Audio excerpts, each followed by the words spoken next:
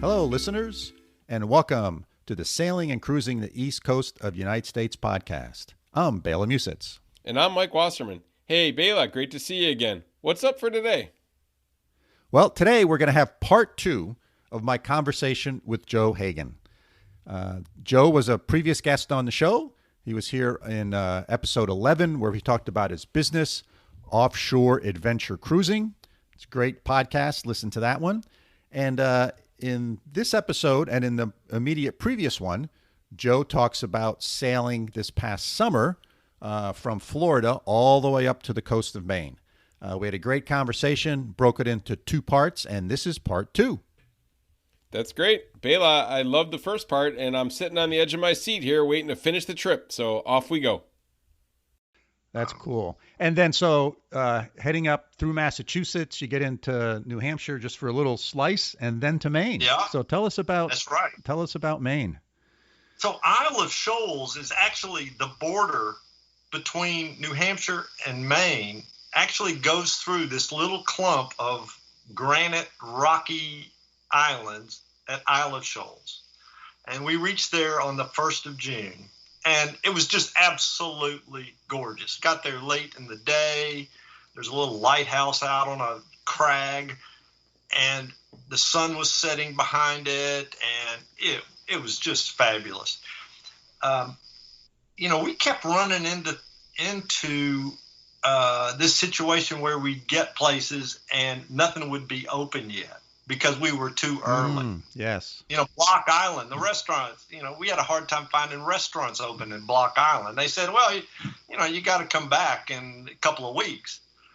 And that was the story all the way up. We just were 2 weeks too early. Yeah. But Isle of Shoals is gorgeous. And from there, we, I think took, let me think, 2.5 days from Isle of Shoals up to Robin Hood near Georgetown, Maine, up the Sheepscot River, where there's a marina there, and left the boat for almost a month. I had a family wedding and stuff like that. So we made this quick trip up to the Sheepscot River and left for a month and then came back.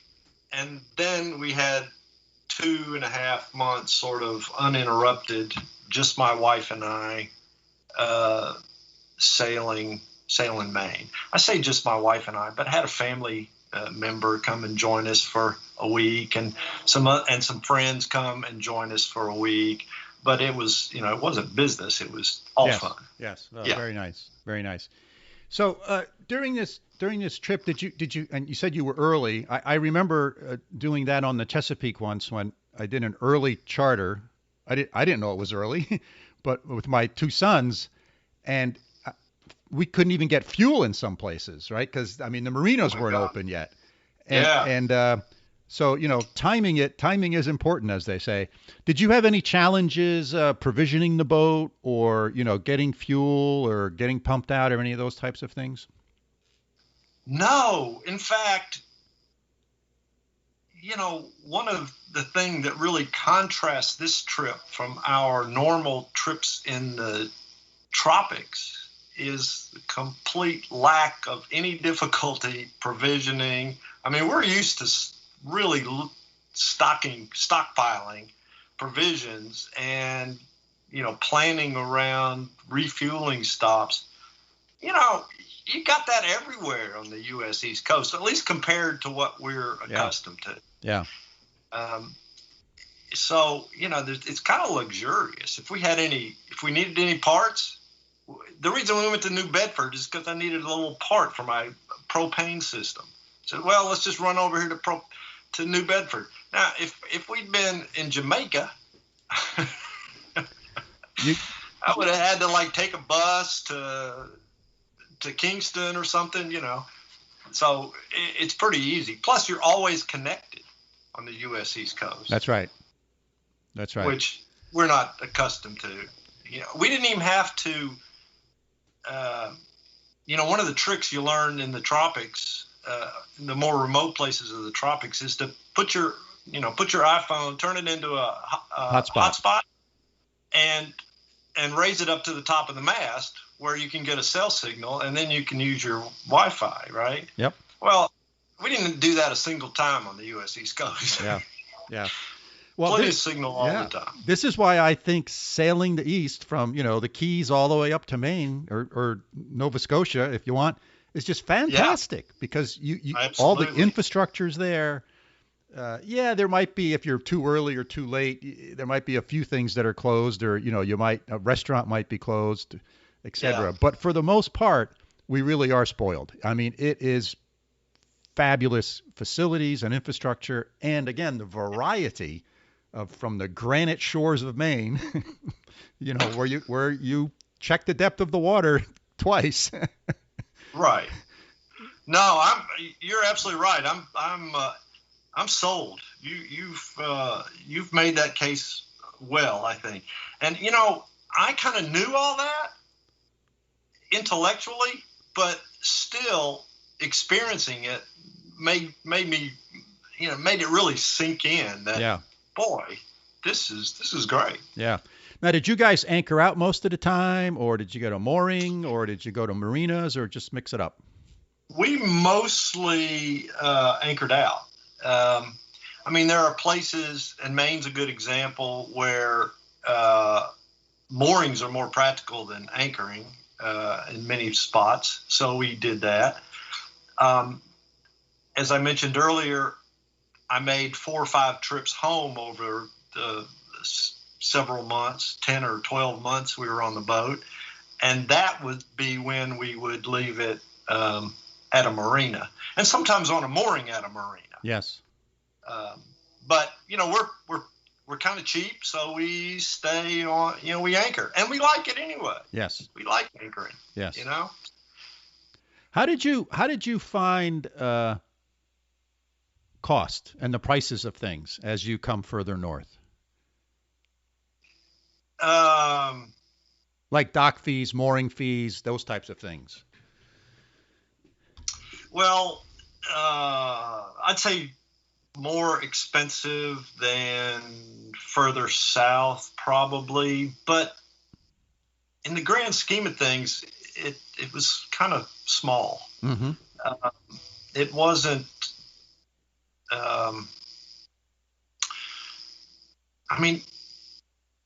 Our lifestyle is kind of inexpensive when we're living on a sailboat. Yeah, you can make it inexpensive, or right.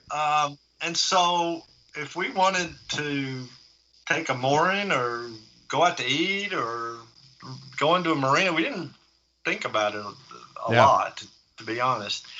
But I do think that, and I guess it's because they have such a short season. The marinas, if they're going to get any revenue, they're going to have to do it in a small number of months. That's right. Whereas Florida's got all year round. Right. So they're not getting much revenue now, except for charging me to keep my boat on the hard there. Yeah. Right. Well, it reminds me of the story over the summer where we had some family on the boat, and it was early September, so the height of the season was over, and they wanted to go to Newport. Yeah. And so we sailed down the bay, and I called ahead and tried and priced out dock space for a night. We just wanted one night, and it was $375 a night. Oh my gosh! A 2-night minimum. Oh, that was my reaction too. Ooh. Yeah, I think we paid $150 a night at a few times for marinas, and for years I kept my boat in places where I spent $150 a month. Right. Right. Now that was Newport, so it's certainly not that expensive everywhere. I don't want to give people that impression. That's right. And it was right. It was step off the dock and you're in downtown Newport. So that's right. God bless them that they can charge that much. But you can anchor in Newport Harbor. They have a reasonable anchorage there, and they have mooring balls that are not expensive. That are run by the town, and so there's a lot of options there. Newport was delightful. Yeah. It is upscale, but I mean, we had a ball there, and the people are great. The dining, the venues are great. Yep. And it was kind of nice to indulge ourselves just a little bit. Yeah. So reflecting back on your trip, what were sort of the things that most surprised you?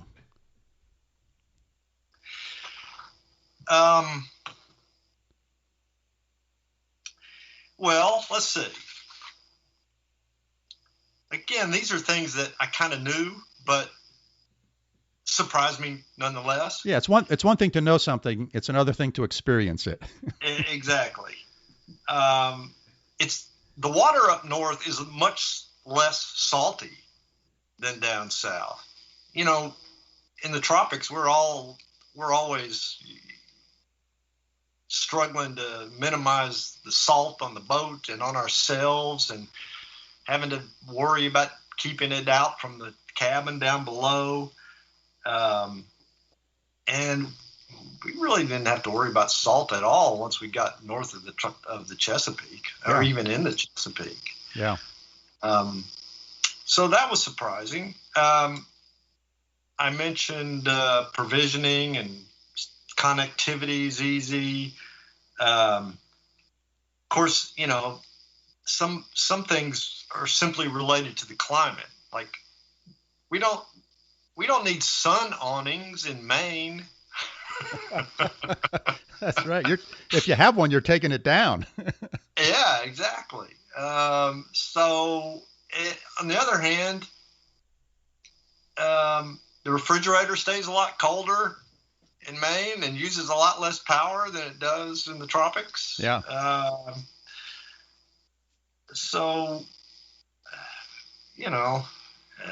There are things you would expect, but still, we kind of found ourselves surprised by nonetheless. Yeah. So how about lobster pots? How was your experience with lobster pots? Oh my God! Listen, my wife has some 4-letter words for lobster, and it's not pots. Yeah. Did you get tangled up? No, we never caught one. We ran over a bunch, but it does keep you on your toes to have to watch for lobster pots. It's quite tedious sometimes.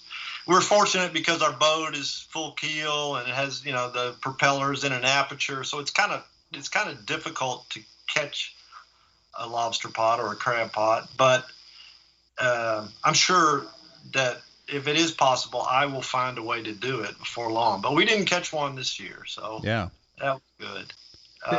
But yeah, they get annoying. Yeah. Even though it's kind of a, it's just part of the story, and I can't feel too bad about it. Right. Yeah. I always think there's like 2 level or 3 levels of having to pay attention when you're at the helm, right? There's sort of like you're offshore, there's nothing around, and you can be on autopilot. You can go down below for 5 minutes. Sure. You can do your business. Yeah. You can make lunch. You can do whatever. It's almost boring, right? Yes. And then there's sort of you're near shore, or you're in the Chesapeake, or maybe you're in the ICW. And you basically have to have someone on watch all the time. Now, yeah, maybe you can run below for a minute or two, but not for very long. Right. And then there's lobster pots. Yeah. Which I think you had a good word for it. It's tedious. I mean, you almost want to have 2 people sort of looking out, because oftentimes the sail will block, your view on a particular side. And yeah. And, and they're in the middle of channels. And they're sometimes right next to each other. I mean, they're literally 6 feet apart in some places. And they're in 200 feet of water, where you wouldn't expect them. They're still there. Yeah. Yeah. They're in 6 feet of water. They're everywhere. Yeah. Well, I will say, I my first experience with the fairly high density of those types of things was in the Chesapeake years ago when we chartered down there. And much to my pleasant surprise, Narragansett Bay doesn't have that many crab pots in it. Right. There's a few places. They tend to be, again, in the shallower water. And, we've learned now sort of where they are. And the rest of it's pretty nice. So that's been a quite frankly, a very nice surprise to me, because I was thinking, oh boy, we're going to have to deal with these whenever we're going. Now, one of the things that I always worried about, I've never sailed at night in a place where there's a lot of lobster pots or crab pots. Did you guys do any night sailing up in Maine where you had to deal with that? We did a couple of overnights. Most of our travel was in the daytime, but the overnights were where we got, we're going a fairly long distance and could get way out away from shore. But like I said, even then, sometimes you'd see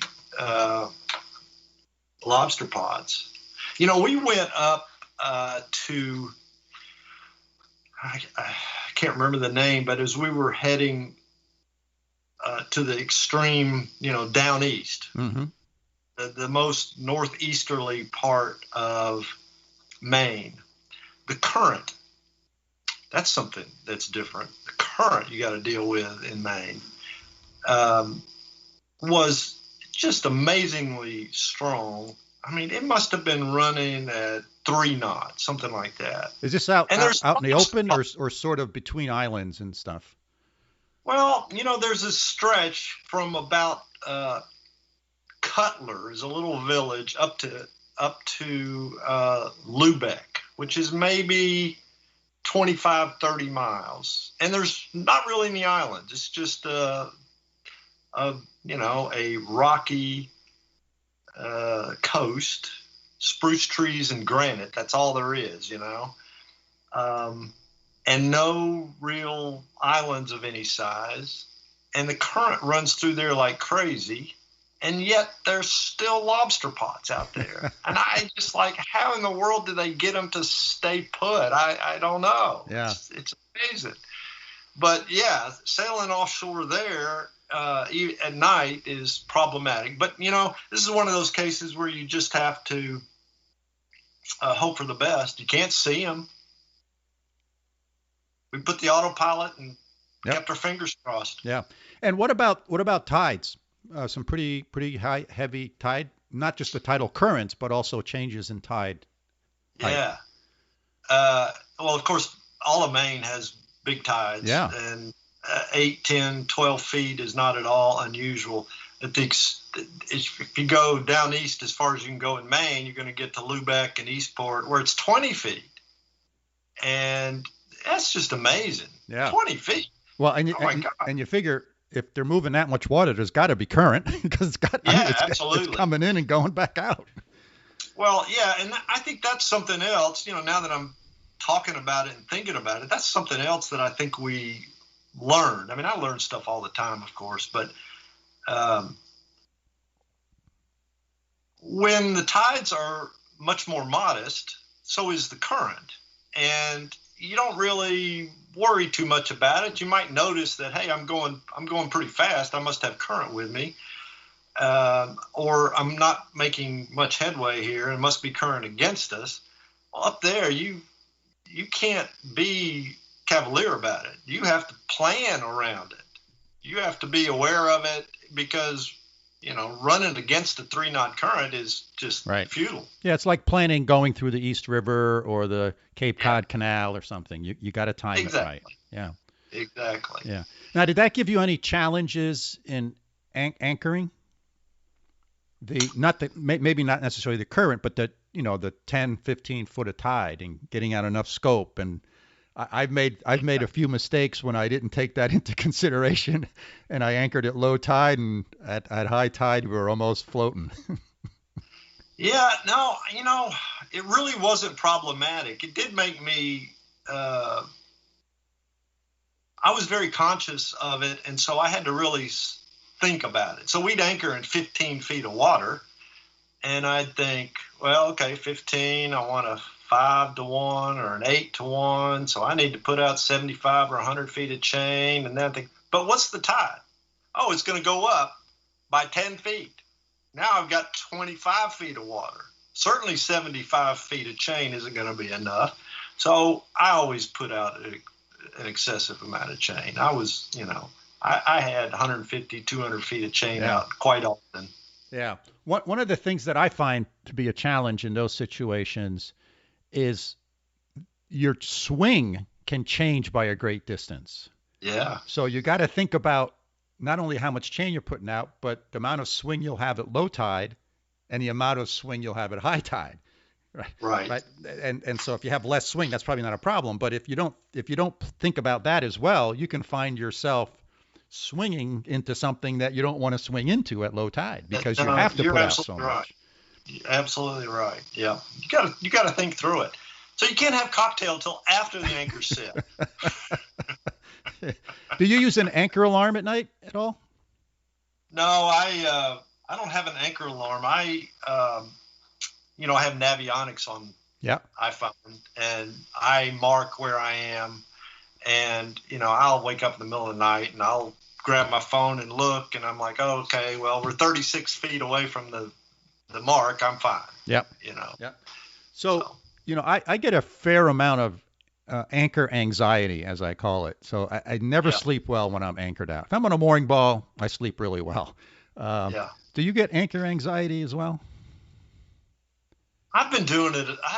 No, I really don't. I sleep like a log all the time. Oh, that's nice. But I'm sure my little crisis is in the future. It'll happen. Yeah, well, you certainly have a lot more experience than I do, so I'm looking forward to my anchor anxiety waning as I get more experience. Yeah. Well, yeah, I don't know. So if someone was thinking about doing a trip, up the coast from, let's say, to Chesapeake north, what advice would you give them? Go. Don't hesitate. Wait until about early May before leaving, I would say. Maybe mid-May, maybe late May. Probably late May before leaving. And then be sure you have your charts and go. I mean, it was intimidating for us to think about going into what for us was virgin territory in environment that's a little different than what we're sailing in.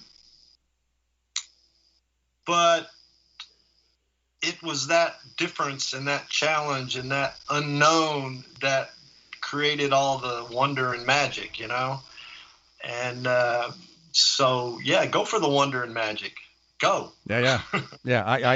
I really resonate with what you said. It's that adventure or that unknown is the thing that draws me to doing things like this. Of course. Yeah. Right. Yeah. And it's a fine line because I tend to be very conservative. I tend to be very careful.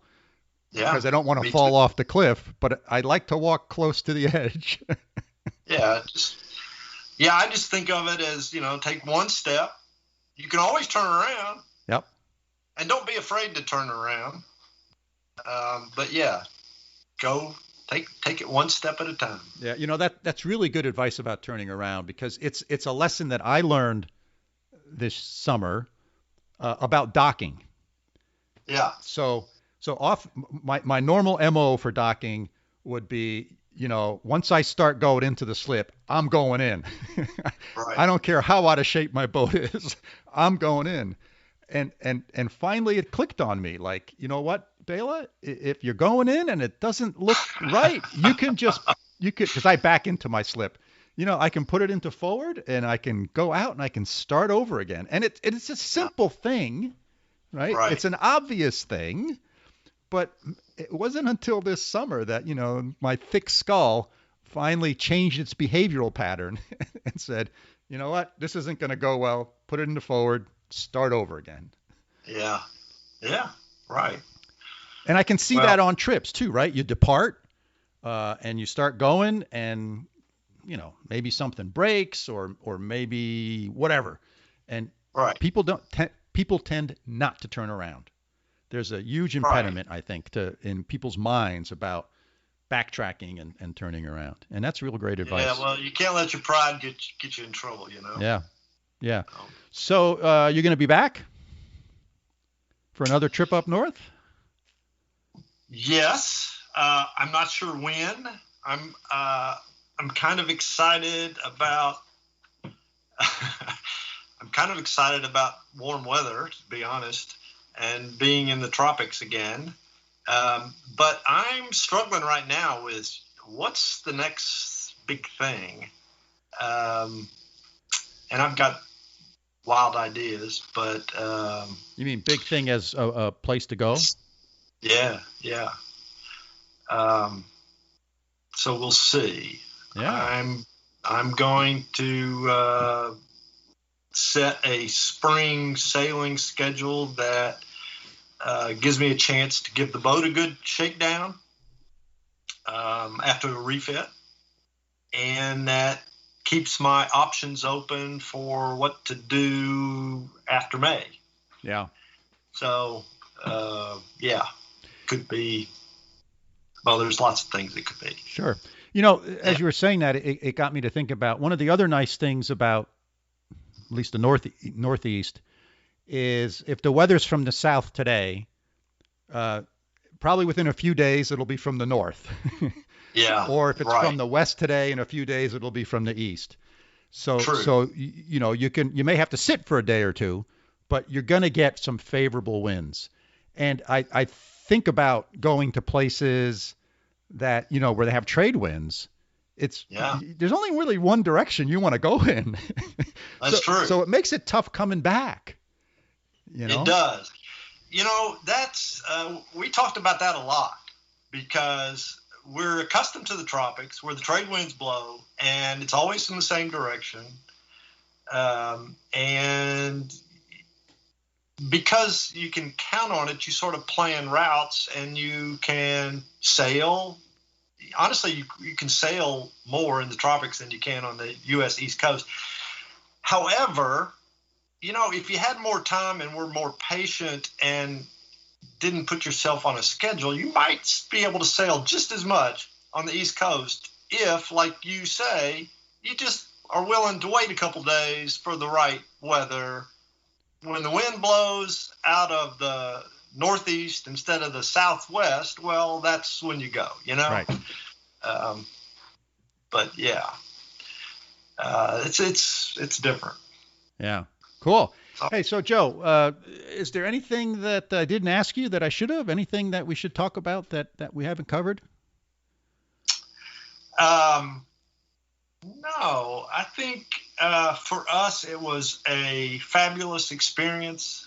It was new territory, the diversity of the geography, the geology, the people, um, the the infrastructure, like I said, that supports the cruising is all different. The skills that are required are different than there's a lot different in Maine than they are in Florida. I learned so much about using the radar that's been on my boat for years. And that first fog near Charleston, looking back on it, I'm like, well, no wonder I was so freaked out. I didn't know how to use the radar. Right. But the radar has all these features I didn't even know I had, and I learned how to adjust the gain and all these things. So yeah, go places and that are that are outside your comfort zone. You'll learn some lessons. That's my takeaway. Yeah, wonderful. Wonderful. Hey, Joe, it's fabulous to see you. Thank you very much Yeah, it's great talking. thank you very much for being on the podcast and sharing your experience with us. It Sure. was really good. It was good to see you again, Bella, and I'm glad to hear you're out sailing. Oh yeah. I know you for a few months, but you'll be out there, and we'll cross paths one day. Yeah, I hope so. I hope so. That would be kind of cool. I would look forward to that day very much. Yeah, great. All Thanks right. for having me. Yep. Take care, Joe. Bela, great finish. It was great to hear the end of the story and the end of the trip. Question for you. You know, you hadn't been to some of the places that Joe mentioned. What parts of the trip that Joe took are you interested in making either next summer or maybe in the coming few years? Well, all of them. You know, one of the interesting things about the East Coast, I think, and I've been from Florida up to as far north as Nova Scotia, but certainly haven't stopped in all the places that Joe stopped. I think one of the great things about it is the diversity. And that came out in my conversation with Joe, right? And Florida is very different than North Carolina, is very different than New York City, is very different than Boston, is very different than Maine. And so you have this great diversity, not just in scenery, but in sort of things to think about when you're sailing. You know, in the previous episode, you and I talked about some of the intellectual challenges that I enjoy in sailing. Well, you know, you go down around Florida and the Chesapeake Bay, and the tides are maybe a foot or two. You get up to Maine, you have 15-foot tides. So, you know, all of a sudden, and lobster pots, yeah, right. So all of a sudden, there's all these other things that you didn't have to deal with, that you sort of have to figure out what you're going to do, and you know, that's a learning experience. So I just think that's one of the great things is there's so much diversity. And you don't have to go from Florida all the way up to Maine to see that diversity and sort of sailing conditions and scenery and things. So I think that's really great. And, you know, the other interesting thing that I was thinking about was, you know, Joe typically takes folks to the Bahamas on these cruises. He sails over from Florida or from the Gulf Coast to the Bahamas. That's sort of what his typical thing is. And because of COVID, he decided this summer not to sort of deal with going into other countries and getting people into other countries and all that kind of stuff, just because you can't be in a situation where you get shut down. And that's one of the reasons he decided to stay in the United States and sort of go up the East Coast. And I think he was really pleasantly surprised at sort of what he saw and the abilities and the challenges that one can encounter there. And so I thought that was great. And that's, you know, why I do this podcast, to talk all about sailing the East Coast of the United States, because it is a wonderful place to go sailing. Agreed. Great thoughts. I think we should wrap it up. So listeners, thanks for joining us again for another episode. We hope you found the conversation with Joe Hagen, both parts, interesting and thought-provoking like we did. If you have questions about what we discussed, as always, please feel free to get in touch with us. Our email address remains sailingtheeast, all one word, @gmail.com. Please drop us a line. And if you enjoyed the podcast, please hit that follow button in your podcasting application. And if you know of someone that would be a good guest for the show, let us know. We'd love to have them and let them share their experiences with all of our listeners. So signing off, until next time, see you soon. And Bela, as always, it's been a pleasure. I'm looking forward to next time. See you soon from over here in Münster, Germany. Auf Wiedersehen.